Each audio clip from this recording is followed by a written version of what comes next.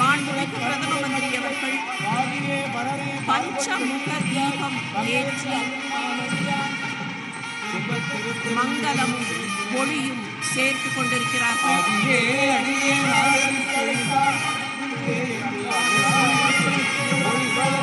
மாண்புமிகு நாடாளுமன்ற சபாநாயகர் அவர்கள் ஒளி சேர்க்கிறார்கள்.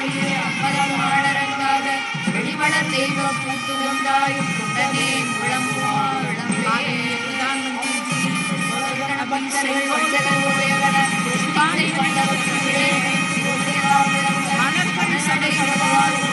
அரசாழ்வர் ஆணை நமதே மரியாதை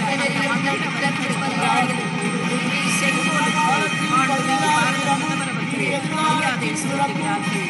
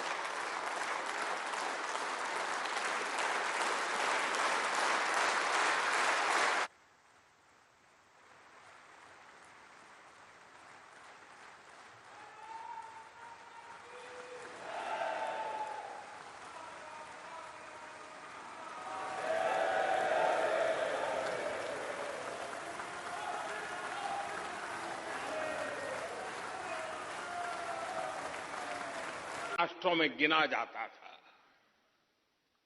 भारत के नगरों से लेकर महलों तक, भारत के मंदिरों से लेकर मूर्तियों तक, भारत का वास्तु भारत की विशेषज्ञता का उद्घोष करता था। सिंधु सभ्यता के नगर नियोजन से लेकर मौर्यकालीन स्तंभों और स्तूपों तक, चोल शासकों के बनाए भव्य मंदिरों से लेकर जलाशयों और बड़े बांधों तक भारत का कौशल विश्व भर से आने वाले यात्रियों को हैरान कर देता था। लेकिन सैकड़ों साल की गुलामी ने हमसे हमारा ये गौरव छीन लिया। एक ऐसा भी समय आ गया जब हम दूसरे देशों में हुए निर्माण को देखकर मुग्ध होने लग गए। 21वीं सदी का नया भारत बुलंद हौसले से भरा हुआ भारत अब गुलामी की उस सोच को पीछे छोड़ रहा है। आज भारत प्राचीन कला की उस गौरवशाली धारा को एक बार फिर अपनी तरफ मोड़ रहा है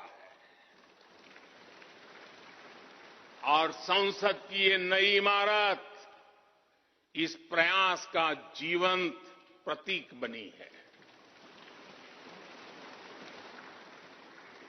आज नए संसद भवन को देखकर हर भारतीय गौरव से भरा हुआ है। विरासत भी है, वास्तु भी है,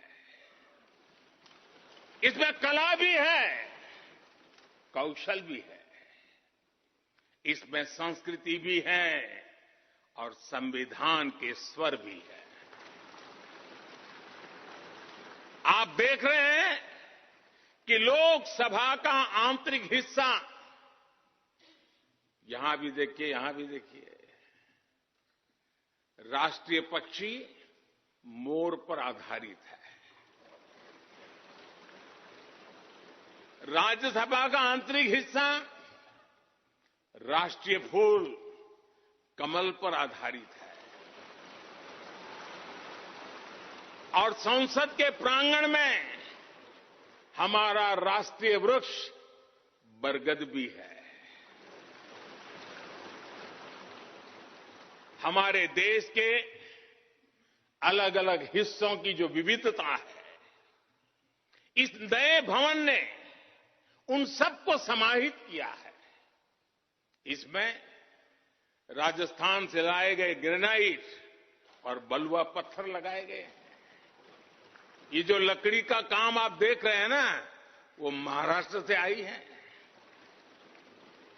यूपी में भदोही के कारीगरों ने इसके लिए अपने हाथ से कालीनों को बुना है। एक तरह से इस भवन के कण कण में हमें एक भारत श्रेष्ठ भारत की भावना के दर्शन हों। साथियों, संसद के पुराने भवन में सभी के लिए अपने कार्यों को पूरा करना कितना मुश्किल हो रहा था, ये हम सभी जानते हैं। टेक्नोलॉजी से जुड़ी समस्याएं थी, बैठने की जगह से जुड़ी चुनौती थी। इसलिए ही बीते 1.5-2 दशकों से ये चर्चा लगातार हो रही थी कि देश को एक नए संसद भवन की आवश्यकता है। और हमें ये भी देखना होगा कि आने वाले समय में सीटों की संख्या बढ़ेगी, सांसदों की संख्या बढ़ेगी, वो लोग कहां बैठते हैं? और इसलिए ये समय की मांग थी कि संसद की नई इमारत का निर्माण किया जाए। और मुझे खुशी है कि भव्य इमारत आधुनिक सुविधाओं से पूरी तरह लैस है। आप देख रहे हैं कि इस समय भी इस हॉल में सूरज का प्रकाश सीधे आ रहा है। बिजली कम से कम खर्च हो, हर तरफ लेटेस्ट टेक्नोलॉजी वाले गैजेट्स हों, इन सभी का इसमें पूरा ध्यान रखा गया है। साथियों, आज सुबह ही मैं इस संसद भवन को बनाने वाले श्रमिकों के एक समूह से मिला हूं। इस संसद भवन ने करीब 60,000 श्रमिकों को रोजगार देने का भी काम किया है। उन्होंने इस नई इमारत के लिए अपना पसीना बहाया है। मुझे खुशी है कि इनके श्रम को समर्पित एक डिजिटल गैलरी भी संसद में बनाई गई है और विश्व में शायद ये पहली बार हुआ होगा। संसद के निर्माण में अब उनका योगदान भी अमर हो गया है। साथियों, कोई भी एक्सपर्ट अगर पिछले 9 वर्षों का आकलन करे तो पाएगा कि ये 9 साल भारत में नव निर्माण के रहे हैं, गरीब कल्याण के रहे हैं। आज हमें संसद की नई इमारत के निर्माण का गर्व है, तो मुझे पिछले 9 साल में गरीबों के 4 करोड़ घर बनने का भी संतोष है। आज जब हम इस भव्य इमारत को देखकर अपना सर ऊंचा कर रहे हैं तो मुझे पिछले 9 साल में बने 11 करोड़ शौचालयों का भी संतोष है, जिन्होंने महिलाओं की गरिमा की रक्षा की, उनका स्वर ऊंचा कर दिया। आज जब हम इस संसद भवन में सुविधाओं की बात कर रहे हैं तो मुझे संतोष है कि पिछले 9 साल में हमने गांवों को जोड़ने के लिए 4 लाख किलोमीटर से भी ज्यादा सड़कों का निर्माण किया। आज जब हम इस इको फ्रेंडली इमारत को देखकर खुश हैं तो मुझे संतोष है कि हमने पानी की एक एक बूंद बचाने के लिए 50,000 से ज्यादा अमृत सरोवरों का निर्माण किया है।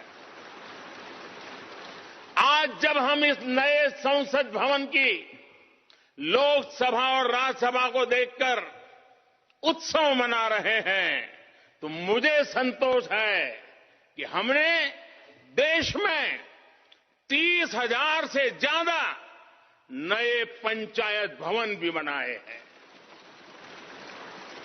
यानी पंचायत भवन से लेकर संसद भवन तक हमारी निष्ठा एक ही है, हमारी प्रेरणा एक रही। देश का विकास, देश के लोगों का विकास।